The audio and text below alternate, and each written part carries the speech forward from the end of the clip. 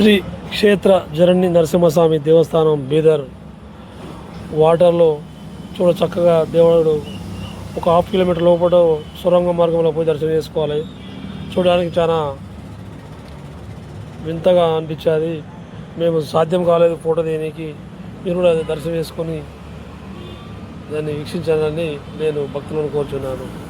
జరణి నరసింహస్వామి బీదర్ చాలా మహిమగల దేవుడిగా ఇక్కడ భక్తులు పూజల్లో అందుకుంటున్నాడు. నరసింహస్వామి చాలా చూడ చక్కగా ఉన్నది ఇక్కడ జరణి నరసింహస్వామి బీదర్.